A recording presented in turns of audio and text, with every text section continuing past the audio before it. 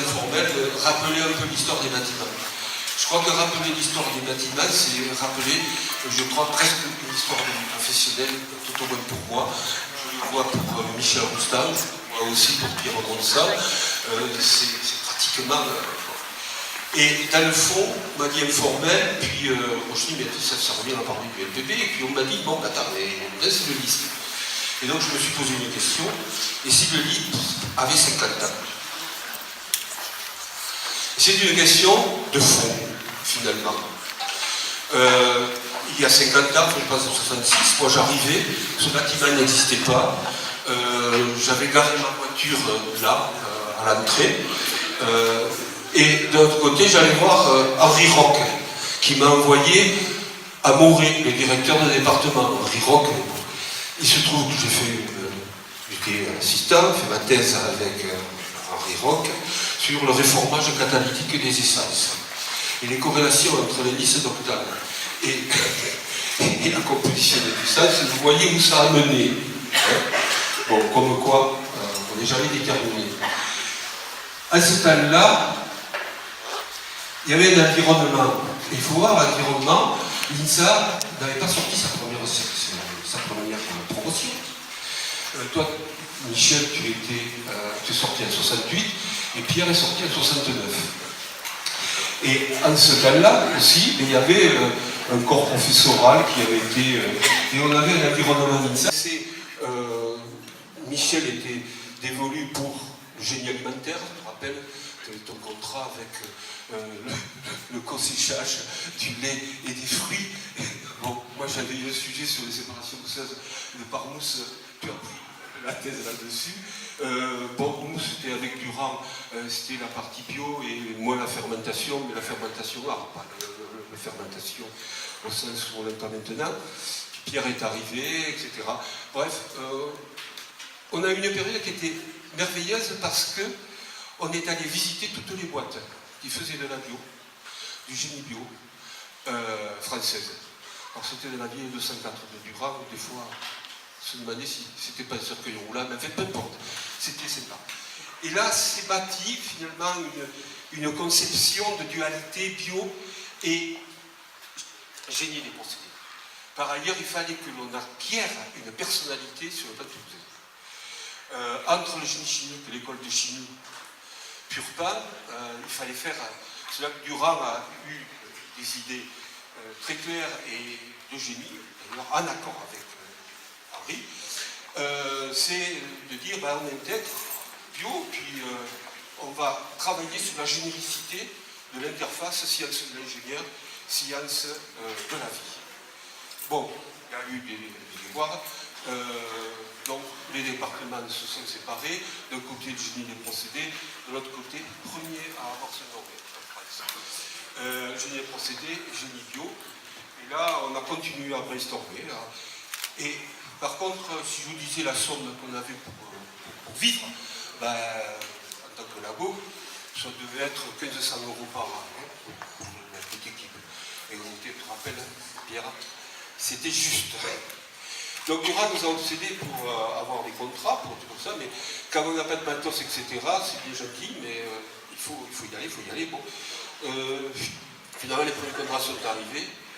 Alors, je dirais qu'il y a une logique qui s'est développée, c'était la logique à l'intérieur du DGBA, c'était le pot commun sur le DGBA, c'était... et Durand centralisait l'argent et le mettait de côté, etc. Bon. Ça c'était... bon. Et ça a été les premiers recrutements de techniciens qui ont été basés d'ailleurs sur l'INSA, sur l'ENFA, pardon. Donc il y a Michel Bruch, il y a PECO, etc. C'est la première génération. Et on a passé une période avec, je dirais, un cadre, la logique que j'appelais à l'époque Hugo Padona, Durand, Goma, Arrigueux, Monsa et Navarro. Alors surtout, je ne veux pas oublier les autres en disant ça, parce que tout le monde a été impliqué, tout le monde a fait son job, et plus que bien, et plus qu'il le fallait. Cette logique, elle a donné quand même naissance, par rapport à cette réflexion, un contact extrêmement fort avec l'industrie. Ça c'est clair.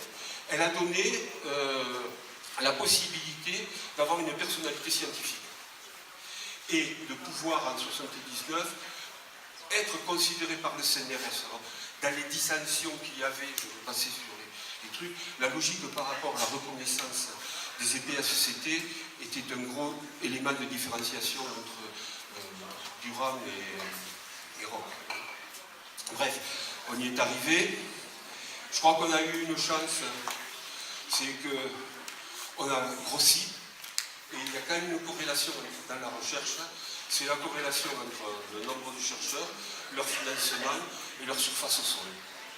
Et donc, on était dans le demi-étage de chimie, hein, TP et tout, et très limité, et donc Durham, à partir de la somme qui nous piquait, qu'il prenait pour la gestion des contrats, qui tu peux rajouter, et bien, un jour, il va à la préfecture, au service de construction, il arrive là, et il va voir le responsable, il dit, voilà, je veux construire 600 mètres carrés de hall. Le gars, il le regarde, il lui dit, eh oui, mais qui paye? Et il lui dit, moi. C'est le mec qui dit, mais c'est une histoire de fou, votre histoire. Et ça s'est passé comme ça. Alors, la première fois, il a dit, écoutez, revenez me voir, on va rediscuter. Je pense qu'entre-temps, il discutait avec Farad, etc. Il avait montré ses comptes en banque qui avaient de quoi faire le bâtiment. Et c'est comme ça que le gars a dit, vous êtes vraiment d'être curieux, je me lance dans l'affaire, on verra comment ça se passe. En fait, l'affaire se réglait 20 ans après. Mais le bâtiment était là, et nous, on avait nos locaux, etc. Et c'est 76, et c'est l'état de la photo que vous avez sur le tableau, hein, cet état-là. Et donc, on a démarré dans un bâtiment qui était avec des parpaings de 20, un petit étage là, même pas là. Tout ouvert, parce que pour la sécurité, comme on travaillait de nuit, etc., bah, il fallait que tout soit ouvert pour qu'il y ait les deux personnes, les fameuses deux personnes sur les 5 mètres carrés. Bon, je passe un peu le détail. Puis est arrivé ce qui lui est arrivé. C'est-à-dire qu'il y a eu un très fort lobbying et une très forte présence auprès du CNRS, auprès de l'INRA, au ministère, la création de la société de microbiologie industrielle par Durham, dont Durham a été le premier président, etc. Il y a eu aussi cet épisode politique de 78, là, Valéry Giscard d'Estaing annonçait que le pétrole vert de la France c'était l'agriculture, caresser aussi les écolos en 78, pour venir 81, etc. Et la mission sur les biotechnologies, on a été impliqué, et la mission biotechnologie, dont le premier directeur opérationnel fut Durham, de 79 au 15 septembre 85. Alors ça, c'est tout un élément. Je crois que Durham a amené cette opération, mais il nous a dit un truc. Et ça, que ce soit Pierre ou moi, la même fois à travers le dossier, je suis au ministère, maintenant vous ne m'emmerdez plus, vous ne me demandez pas de sous, vous vous débrouillez. Et on a pu, pendant toute cette période-là, vivre avec des contrats industriels.